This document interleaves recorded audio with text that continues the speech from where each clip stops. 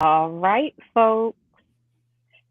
Hello, hello, hello, and welcome to Shared Space with Quida and Chap.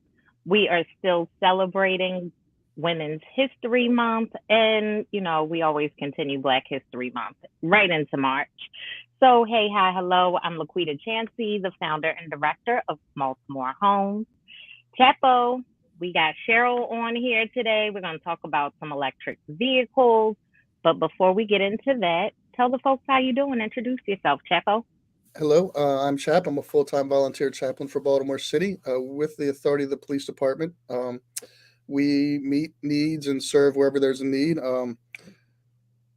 Some good news today. A little one of our students who was shot Monday over at Patterson. They found the person who did so all the way in Texas. So there's probably more to the story there, but thank goodness they found a person who did it, and the family can get some closure as they process the trauma. So we're grateful for that and the work of the BPD. Um, we had an awesome pitch contest that Quida threw down, and in fact, Miss Ruth with Pink Houses, right? She won some prizes and some really cool stuff, and then Miss Pastor Chandra actually met me at the housing symposium at Lexington Market, and she connected with a whole bunch of people. So even come on out to the pitch contest, y'all. Even if you don't win, it's always a win. You're going to meet people, you're going to connect, and you're going to see that you're not the only one out here, and you're going to be able to do great things. So Right. Like it's all about the people that are in the room too, right? Like your network is your net worth. And even if you're not pitching, even if you don't win, it is absolutely someone in the room that you need to get to know, get to connect with, collaborate with, however that looks. So yeah, Chap, thanks for mentioning that. I appreciate that. And the news station came out, so we're gonna have a story on that real soon. this Yep, Friday, can't yep, forget this that. Friday on Fox. Yep. I don't know if we're allowed to say that because they're the competitor, but we're making them tell our narrative whether they like it or not. I didn't say who, what, when, where, or why, but I'm Googleable. How about Okay, that? there you I'm go. There you go. Googleable, right? Oh Like yeah, Google it. and CBS, right? They just gave you an award for MVP, community MVP. Yes, they Yeah, sure man, did. That's what I said. I'm Googleable, right? Like he's out just here doing it, y'all y'all. can find me out there. But Yeah. yeah, so listen, speaking of folks who are Googleable, let's talk about Diatech and the CEO, Miss Cheryl. Let's get into it. So introduce yourself to the folks and let us know about your company. Good morning, and thank you, Laquita and Chap, for hosting me this evening. My name is Cheryl Ellison Pons, your electric vehicle adoption expert and clean tech entrepreneur. The name of my company is Dye Technologies Corporation. Tech Corp is the art and soul of electric vehicle charging. Our specialty is EV charging infrastructure.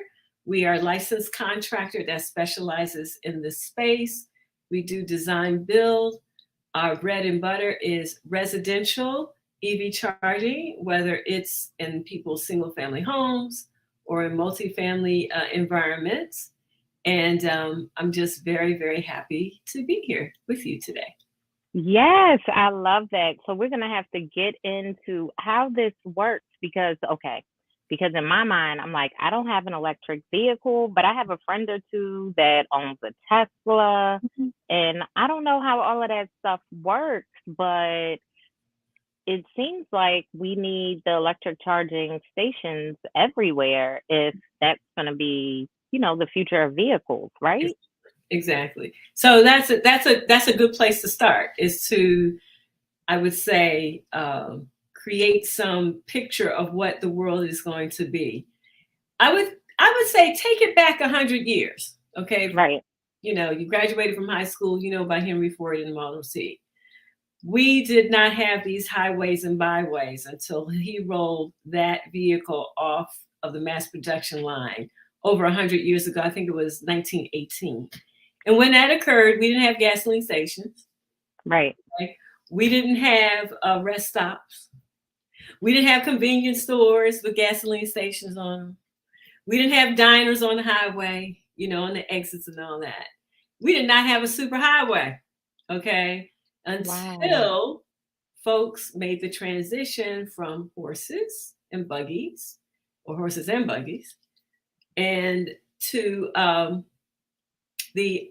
what they call internal combustion engine powered car, which is the automobile that we drive today.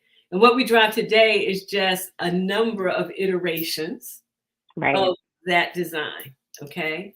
Now, what the EV charger represents is a new golden era of the automobile industry, where basically we've changed the fuel. Okay. And so by changing the fuel, we must change the operating system.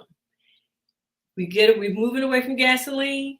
Now we're moving into electricity. Right. And it's happening for a number of reasons. There are environmental implications. There are geopolitical implications. There are, and there are also folks want something new. I remember one day I was at Costco and I'm sitting in line. I think it might have happened. It would happen way before COVID, but I couldn't believe, all these technologies have changed. Like the typewriters changed. Okay. Right. Clocks have changed. Watches have changed. I mean, things that we use every day. Refrigerators have changed. Okay. The car ain't changed. We still got to stand in line to buy gas. Okay. Or sit in line to buy gas. And I was thinking to myself, something's got to change with this, because there's no reason why we're sitting around buying gasoline. So even how we purchase, also how we purchase fuel for our car will change as a result of electrification of transportation. So it's exciting time. It's an exciting time. Well, I'm thinking about it. So folks who do or don't have the electric vehicle can have the electric charging station. And now, like, I don't know. Again, I don't know how this stuff works. If I wanted to charge my Tesla, do I have to pay to charge my Tesla, or do I have to find a Tesla charging station so that it's discounted or free? Like, how does it work? Okay. So this is how it goes. All right. So think of Apple and PC, right? Or Apple and Android. Okay. So there's the Apple technology, which is proprietary. I would equate that to Tesla. And then there's everybody else with an Android plug. Okay, with your Prius, your whatever. Okay. Exactly, right? So it's the same thing with the electric vehicles as far as charging goes. Tesla has its own standard plug that is proprietary to Tesla vehicles. And then everyone else, that's General Motors, Ford, Toyota, Nissan, Volkswagen, Audi, Cadillac, Chevy, you name them, all of them. They're using this plug called the J1772. Okay. And it's a configuration. I forgot exactly how to, I think it's like four nodules on it, but it's configured. The port that you use to plug the car into, that you plug into the car, is configured for everybody else but Tesla. But the good news is, if you have a Tesla, they'll give you an adapter. Okay, so that you can use the J1772. And if you have a non-Tesla, Elon Musk has been so generous as to make many of his stations available to people who don't drive Teslas. Okay. Yes. Okay, and it's a free service then? No, it's not free. You're paying for it. What may happen is, because it's electricity, okay? Electricity costs. Someone's got to pay for it. Right. So what may happen is it's bundled in. You might have the service available to you for a few months or a few charges, after your purchase. And when I say a few, sometimes it's like a few months worth, like 3 to 6 months worth. Okay. At one time, I'm not mistaken, Tesla provided free charges for about a year, and then you pay utilization fees. So what are utilization fees? This is only for public charging, okay? Utilization fees are basically the fee that is charged for utilization of someone's electricity, or electricity is coming through that they're paying for. They're paying for it on your behalf. They get a smidge of a margin above that, okay? And you pay that for the convenience of charging your electric vehicle at that location. Okay. And that's true. And that's true for everyone. So even if a charging station was in your home, okay, you're still going to be responsible for paying for the cost of electricity. Right. But there's no, they ain't doing that. They ain't giving away no free electricity. Unless it's in your home and you have set up a microgrid and you are using solar and storage and you're working that thing out. Right. You figured out the batteries, you figured out how to sun. get it done. Exactly. That's like that's good. That's some good stuff, right? To drive your car and not have to pay for fuel. Pay for the investment of gaining access to the sun to harness the power and store it when you need it. But at some point, you're not buying the fuel. And I think that's a really good thing.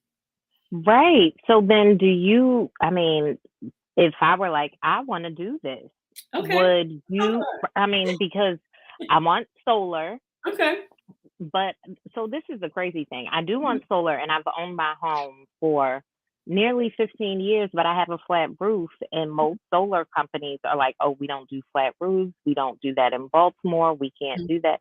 But I know that there is at least a company that does it, whether it's legit or not. I have no idea because I can see these roofs with solar on them. Right. Yeah, and so the reason why you have that is because it's some engineering involved in it. They might not want to do the engineering work. There's no reason why you can't have solar on a flat roof. It's just the extent of the design work that must be done. Okay? Yeah, and basically it's not worth it to them because by the time it gets back to me, they're like, she's going to go with somebody else, blah, blah, blah. Exactly. And so there are some companies that you should check out. One in particular, I think you should reach out to my friend Jordan Taylor, who is the owner of Synergy Grid, right? And his specialty is microgrid. And so and what is microgrid? Your way of producing power so that it serves like a very finite set of homes or a home, right? Right. And you can turn your home into a microgrid. Now, if a community is interested in that, then I would say you got to reach out to my girl, Crystal, Hansley with We Solar. All right. And she offers community solar. And, we can collaborate with her and make sure there's some EV charging that's a part of it. And so both of them, we're close. I call them three. It's the three of us. But we are all members of the same, of an organization called ACOR. And we're the ones from this region. Okay. That's a part of that. And we have fun. Right. But they are also African American clean tech entrepreneurs. And I'm very proud to be a part of their class. Yes. I just love that because for me, like I said, we build micro shelters and tiny homes. So when That's right. When I show up to the communities, like I kind of have to bear gifts, right? I can't just say, hey, I noticed that there's some unhoused folks and we want to, colonize this lot that nobody owns and blah, blah, blah. But also now I can bring community Wi-Fi, community charging stations, community, you know what I mean? Like the partnerships of it all to build the community that, like you said, that I see the Black future, the Afrofuturism of it all, just the magnificence of all the technology that so many of us are a part of. We had somebody on, was it this month, that has a whole little setup in the in the metaverse, and I'm like, wait, you're throwing parties in the metaverse? Yes, it was, right? So I'm just like, all this technology. Yeah, Bianca's got it going on in that metaverse thing. Yes.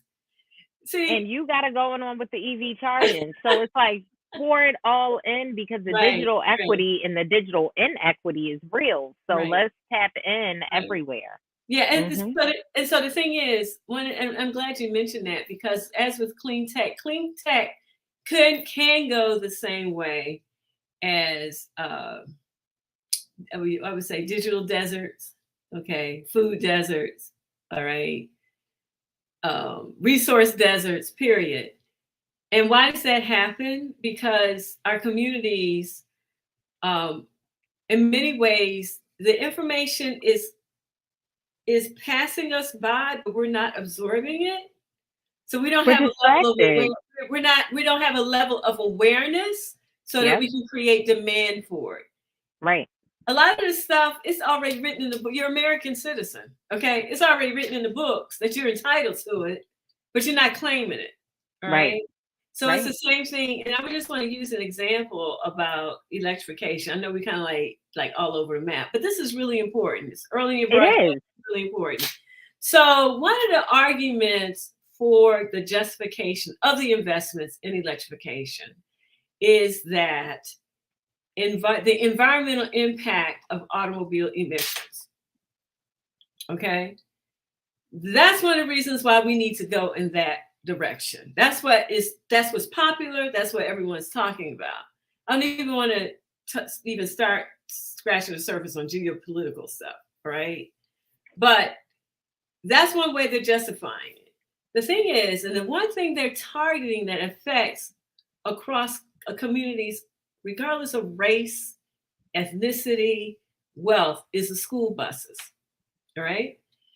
The school buses emit so much pollution, they've tied it to or connected to childhood illnesses. Okay, like asthma. All right. Our children across America getting exposed to that much diesel emissions, they're becoming sick, their lungs are getting weak. They are it's attributed to the environmental asthma that affect a lot of their people. Well, guess whose children are the most bused in the country? Ours. The ones that look like us, because Exactly. we got to be working Exactly. steady. Exactly. Now, we are first in line we are first in line to bring that technology into our school systems. All right? But if we don't insist it comes to the schools that serve our communities, we're going to lose our place in the front of the line. It's just like being in the cafeteria. You know, you're in line of school. You are daydreaming looking at the food. Meanwhile, the jocks and the cheerleaders, you know, they just walk around you because you're not saying anything. You're not asking for what you want. Right. We're in the same situation right now with the electrification of the resources that are available to us. And they have touted, you know, electric cars as something that only the wealthy can afford, right? But there are many modes of electric mobility that we can tap into that can serve our communities. Mass Like transit, what? that bus you take to get to work needs to be electric because it's coming into your community and you're exposed more, especially if you live near a highway. You're exposed, you're overexposed, right? Then you have Lyft and Uber drivers. They tend to live in communities that have an inordinate that workforce, what they call workforce housing. But they're usually in places, those type of where they live. And this is like fact as far as, you know, census information and stuff like that. Where they live in communities that tend not to be that green, or they're near distribution centers. They might be suburban, but it's still dense. And there's still a lot of driving or like major arteries, traffic arteries. You're Right. More inhaling all gray of that. space than Right, green space. exactly.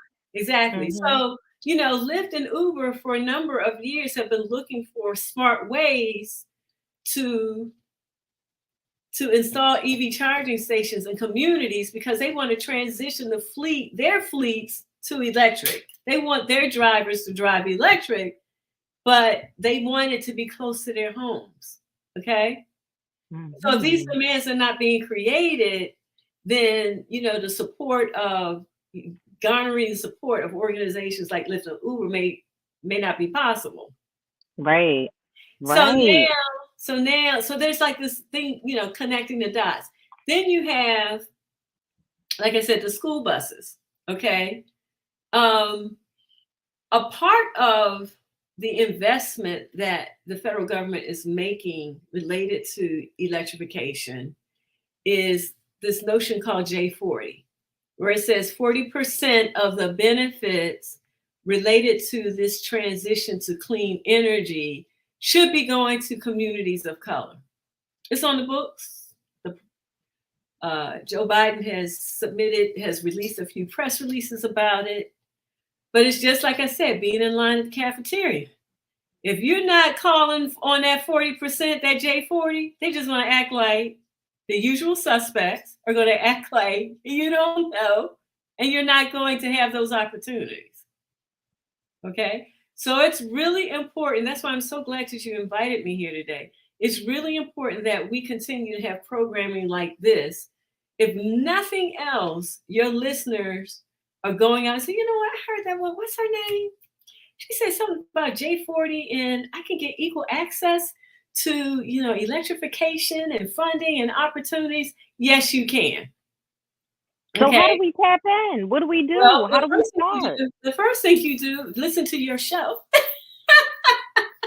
The second thing you do is I would say start with your elected officials, because and also your Department of Transportation and your local Department of Transportation, your local, if you're in the city, or your state transportation, if you're like outside of Baltimore and some of the major metropolitan areas, you know, in the region, right? Speak with your Department of Transportation. They are the ones who are managing and directing a lot of the funding related to transportation electrification. So what's happening is a lot of money is coming through your Department of Energy, your State Department of Energy. The money is coming through your State Department of Transportation, and they are pushing it out to the school systems. They're pushing it out to your local DPWs. They're pushing it out to grant programs. They're pushing it out to investments for demonstration projects. You know, volunteer your community to do a demonstration project to get an EV charging station in there. That's what I'm saying. That's what you're saying. Right. Okay. Start there. Talk to your elected official. And which elected official should you be talking to? Your senator, your congressman. Okay. Not only talk, because it's a new industry, there's so many job opportunities connected to it. There's so many business opportunities connected to it. And even if you go to them and they don't really have a solid answer for you, you are putting the pressure on them to do better and be accountable. There's a lot of money that's going to be flowing in, and we want our folks to benefit from that. Right, because to your point, I think about the trash infrastructure in Baltimore City and how that will create jobs to create the infrastructure that will support the electrification to bring our communities forward. One of the things that like really annoys me when I look out my back window is all the electrical wires that I can see. And I'm like, all the new communities have all of this stuff underground. Right. Like it is so, it just. Right. And even talk to your electric company. Constellation and Exelon have programs going on related to outreach. And they are looking for, I'm gonna tell you, you should bring one of them to your show and have them talk about what they're doing about transportation electrification and you know, how they're doing it as a benefit to serve the local community. Right. and then prove them out. Get Ask cut them the about their check. grant programs. Ask them about their accelerator, business accelerators. And have them Yeah. talk to you about. Have them talk to your audience about that. Job training, Job even like training, readiness. Yeah. exactly. Mhm. The community colleges, how they are involved in that, that they're involved in it. There's a workforce shortage. We don't have enough licensed electricians. We don't have enough licensed anything, not the contractors, not the Exactly. electricians, not the engineers. Well, just so I'm saying, whether it's us or mainstream, okay, or majority culture, or Black folks, all right, Right. across the board, we are under resourced when it comes to electricians. So there's this huge demand for a skill set that pays very well. People always talk about six-figure jobs. Look, you become an electrician after a 5-year apprenticeship, you won't have to worry about that. You don't even have to go to college. May have to go to community college, but you won't have to pay that. But community college tuition is a whole lot different than It is state different. university and private school. Okay. Listen, it is different. And the worst part about it is, like, at the end of the day, at some point, no one is asking what the school was or what your GPA was. They just want to know that you finished. Yep. There you go.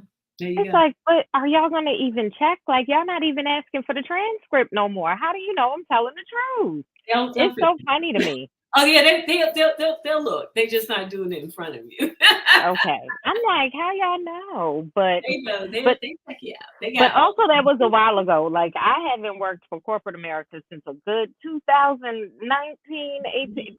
It was definitely before COVID. But with all of that being said, like, the job skills of it all, just the information, taking it in, and then, like you said, in so many ways, we in these communities, specifically in Baltimore, a redlined city, we're so distracted surviving Exactly. that reaching into an electric vehicle when I'm still putting gas in the vehicle that I have now feels like a luxury. That feels like something I can worry about later or don't have to worry about at all. When really that's the thing I should be worrying about, because that's going to save me money in the long run. That's going to keep the house healthy. That's going to keep the home healthy, the pockets, like everything that goes along with it. Right. And the thing is, you don't have to start with the car. You can start with that bus that's going in front of your house every day. Right. Absolutely. You bring your advocates together, okay, and have those community organizers, work to make sure that bus line that's coming through your neighborhood, those buses are electric. Because if you don't do it, they will definitely be in Roland Park.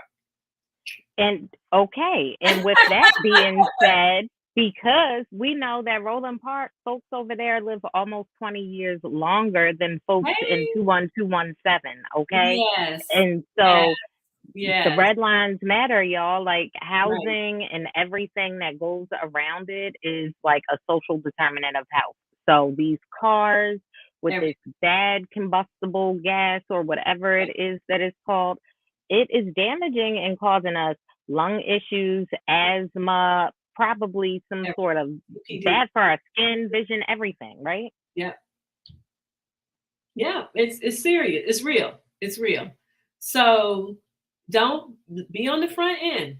You have an opportunity first in line, go get it.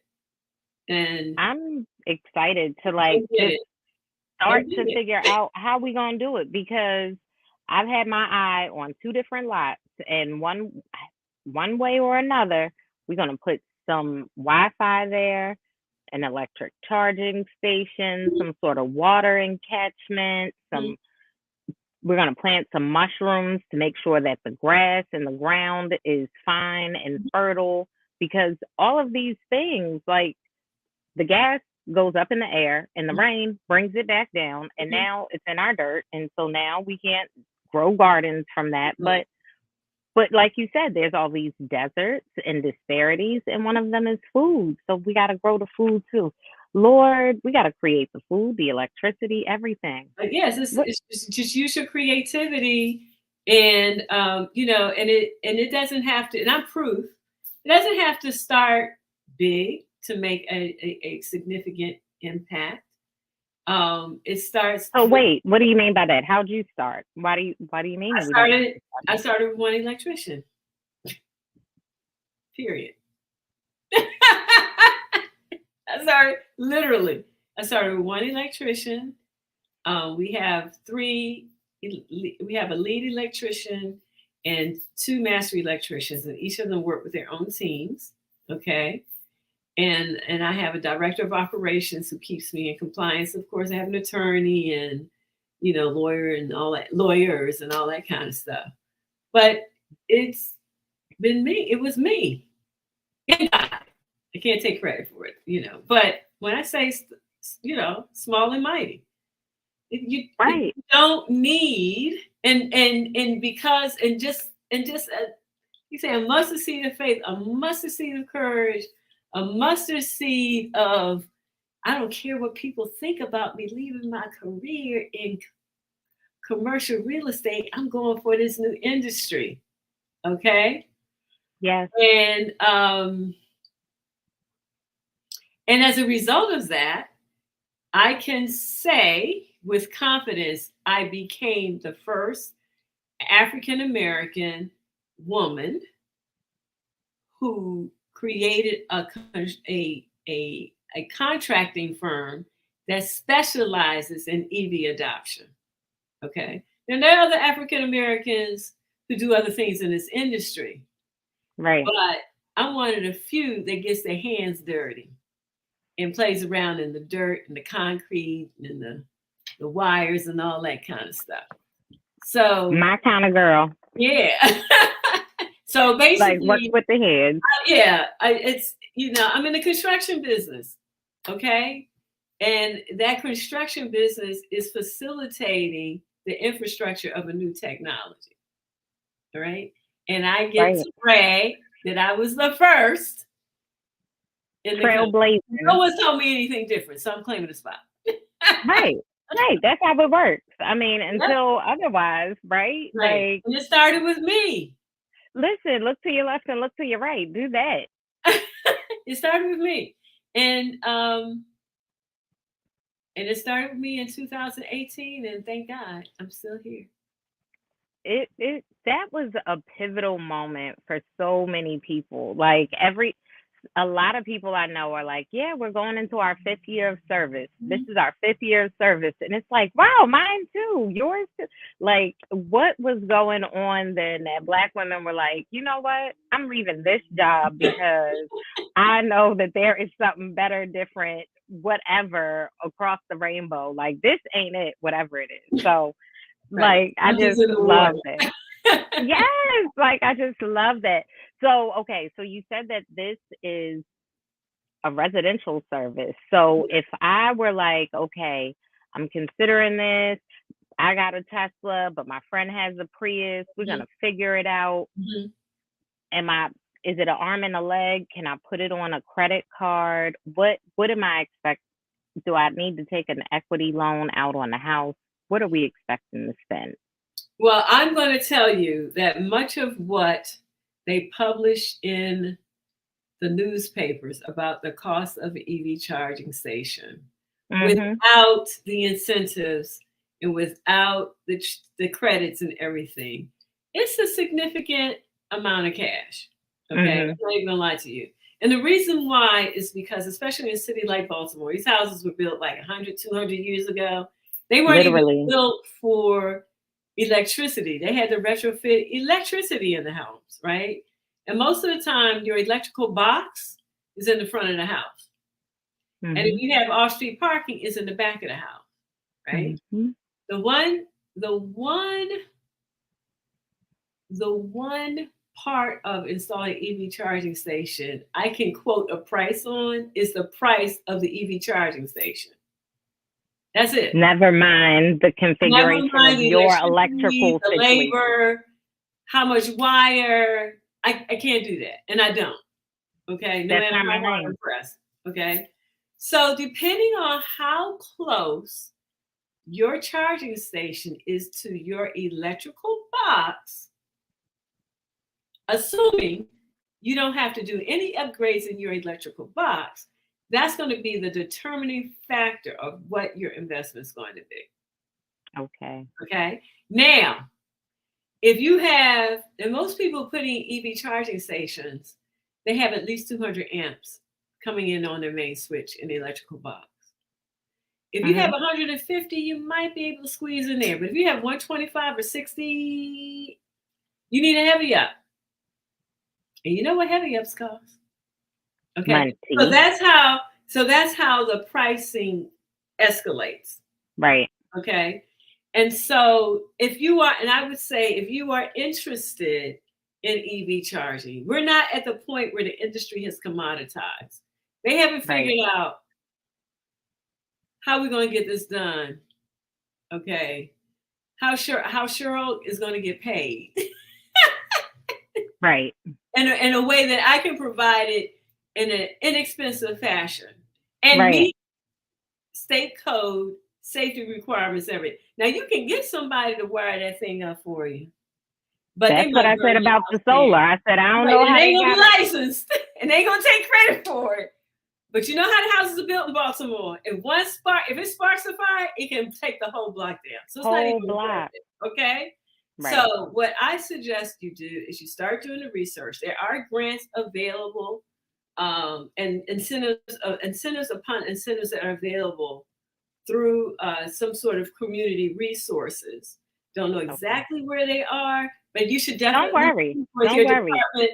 Your Department of Energy can probably help you, and you usually get the best bang for your buck when you link it up with a solar project. Okay, so like for example, if someone's bringing solar into their home, since they're going to be tearing up with the wires anyway, just see if you can spend just a little bit extra money and get that wire and get that EV charging station. That's what I would recommend. Along with the solar. And if you can slide that battery in, that'd be great too.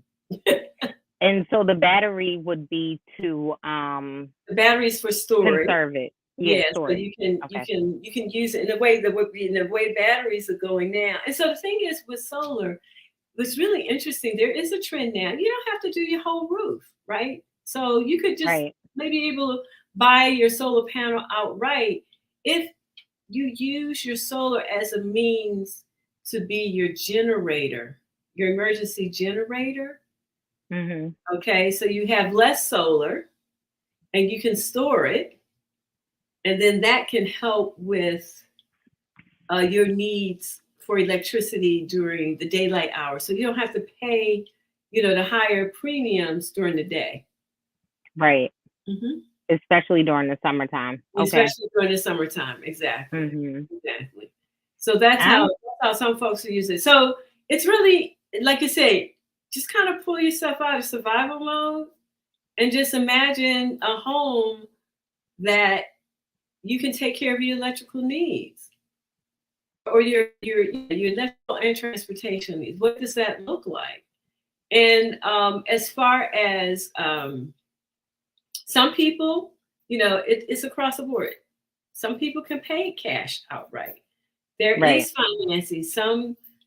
My company now is looking into financing options for our clients that would not have any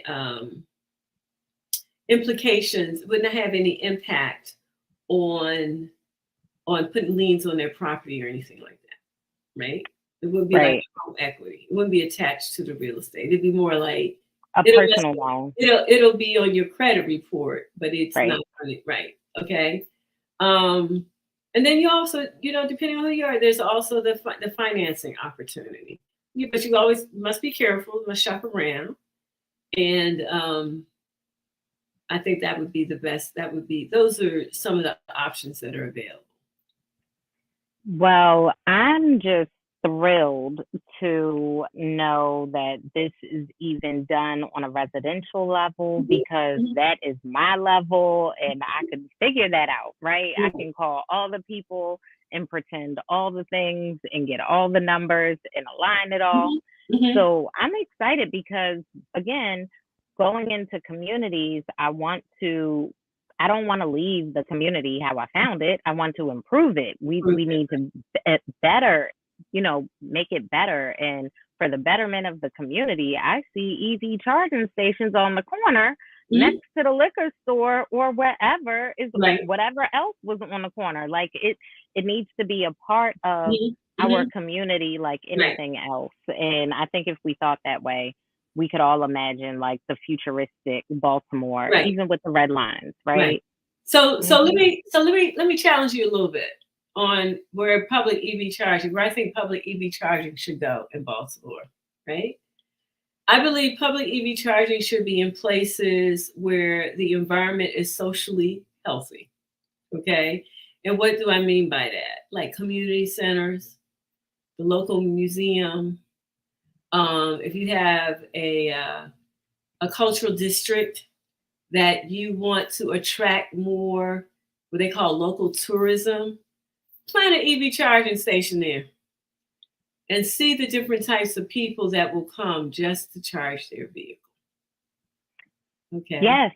It can create public charging is so novel right now that it can do a lot around placemaking. Okay. For your friends for those of us who are in real estate, we know what that means. It's creating a destination, right? So listen, you're talking about the electric vehicle, and I'm like, yes, paired with the tiny homes, because people are fanatics about tiny homes. Right, exactly. So exactly. So you could create a place, your tiny home community becomes a demonstration project about how you can bring all that together. Yes. Okay. Like a Digitech village. A Digitech village. Here it is, and we have EV charging. And don't forget, you can put. It doesn't have to just be cars now. It can be bicycles, electric bikes, electric scooters. And that's what I think would be affordable for my folks. It doesn't have to be limited to cars. So that's the other thing. This whole thing about transportation electrification, we immediately think cars because that's where the marketing dollars are. But there's so many opportunities around electrification.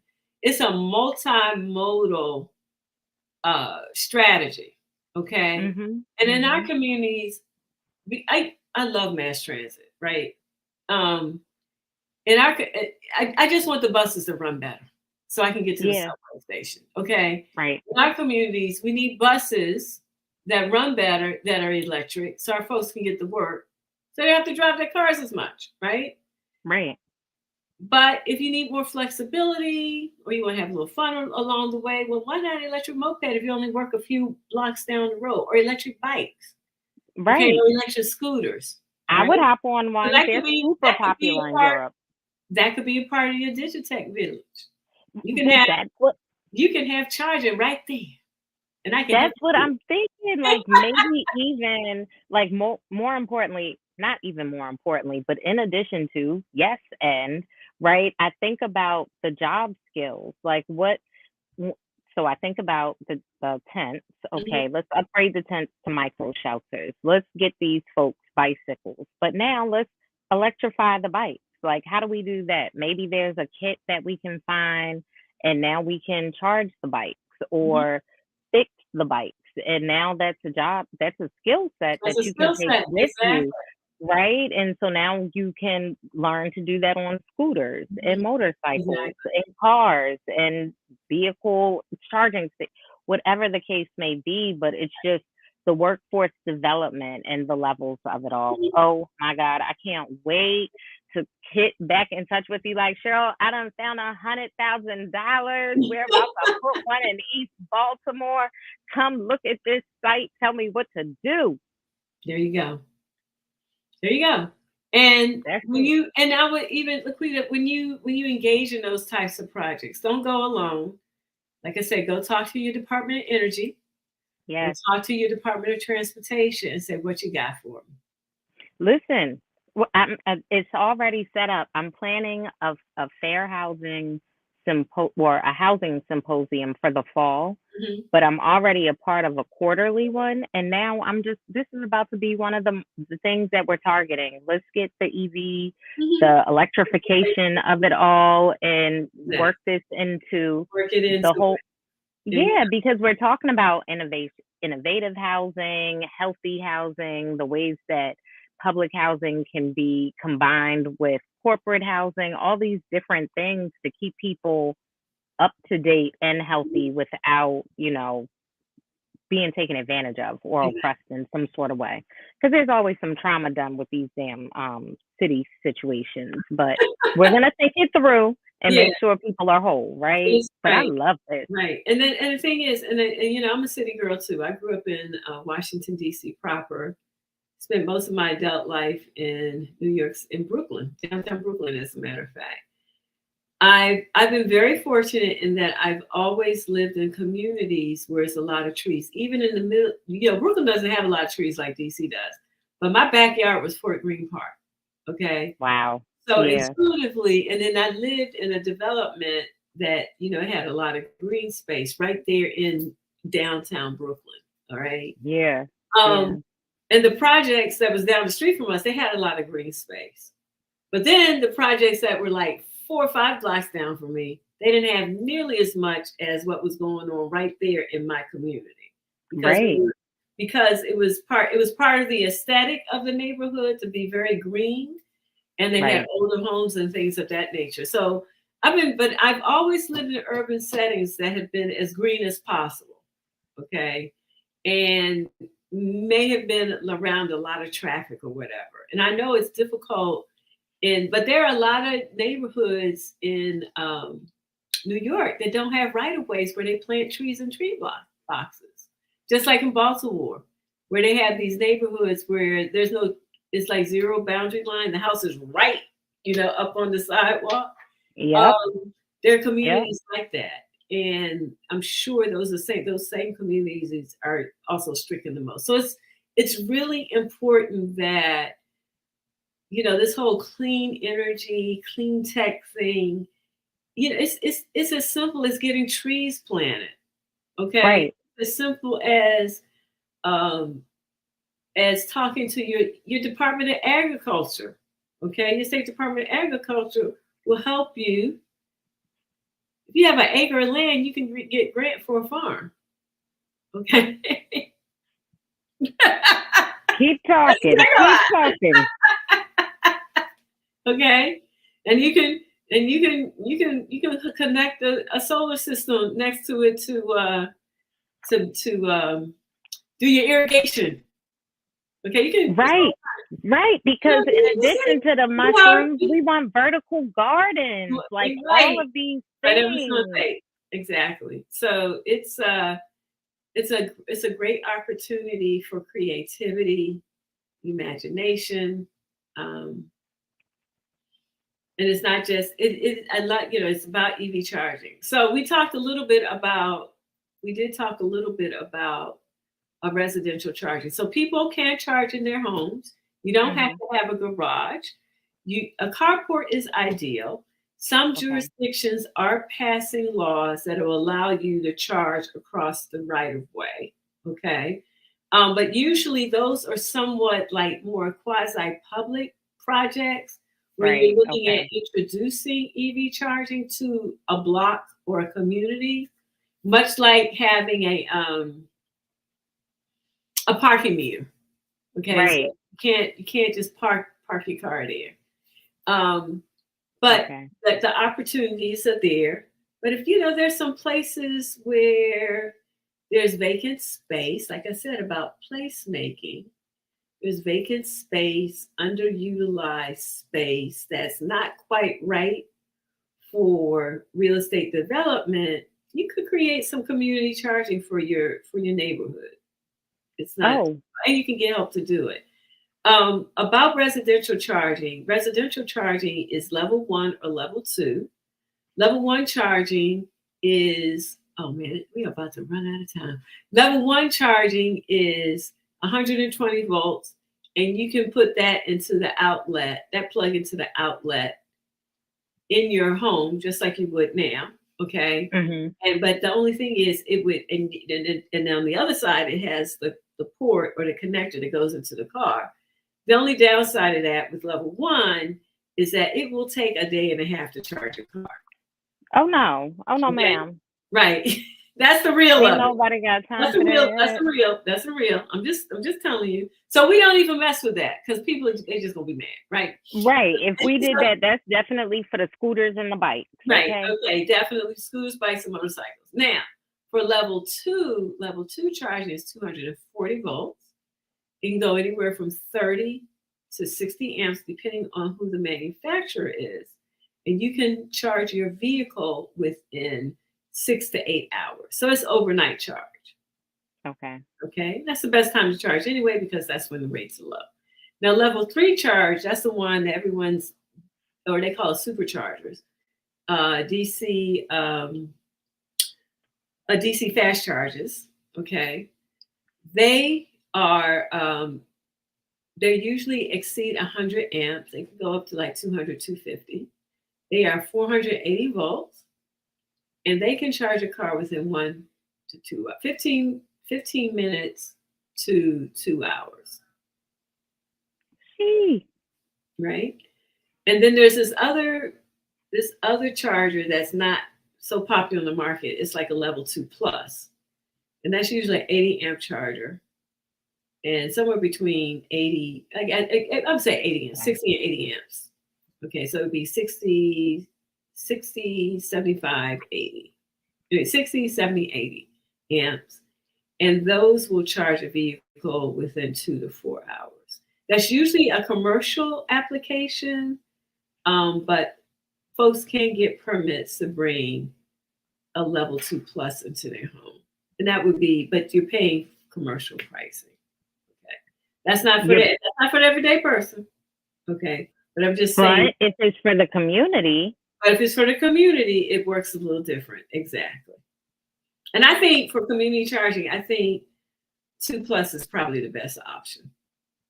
Yeah, but to your point, if community could figure out level 3, do you think that would bring more high quality vendors into the touristy area because it's the you can better charger? Yeah, I would say you it's like, okay, it's like the town in the middle of the desert that has a watering hole for the horses, right? Right. People make a decision whether or not they're not going to stay based on the safety of the environment. So first thing you have to always take care of when you're making place, you got to take care of the safety of it, right? Mm-hmm. And also the cleanliness. Okay, so let's assume there's no safety issues. You got Big Mama on the porch, watching everybody, make sure, folks say that. Right. And you guys and they're very conscientious about not littering. Okay. Right. And taking care of what they have. Okay. So now you got a great place to start. Now, those local businesses, what is their specialty that's going to make them a whole lot different than anyone else? Right. But to your point, you were talking about like the art districts of it all. So Pennsylvania Avenue. Right. Look, exactly. Baltimore about to be on the map. Don't worry. We're going to get back in touch. You figure it out. You figure it out. Yes. I'm going to keep thinking about it, and I don't want to run into Robert's time. His show starts at 8 o'clock. Okay. So, Cheryl, is there anything you want to let the people know that you want to tell them before we go ahead and wrap up the show? Okay. So you can hang out with me on IG and see some of the projects that I've posted and the goings ons of me as a CEO in the clean tech space. My handle on IG is DieTech CEO, just like I have here on the monitor. It doesn't say DieTech CEO Cheryl, it's just DieTech CEO. Right. And you can also, for those of you who are on LinkedIn, I'm on LinkedIn under DieTech Corp. And you can also find me on Twitter at DieTech CEO. Okay. So that would be Thank the best you. way to stay connected. Those are the best ways to stay connected with me, follow the progress of my company. And I'm just looking forward to being a resource also, as well as a business owner, but in addition to that, a resource so that we can get more of our communities electrified. Absolutely. I appreciate you, Cheryl. We're going to go ahead and hop off for Robert. See y'all next week. Same bat time, same bat channel. Thanks for coming out. God bless. Good night. God bless. Good night. Thank you. Yes.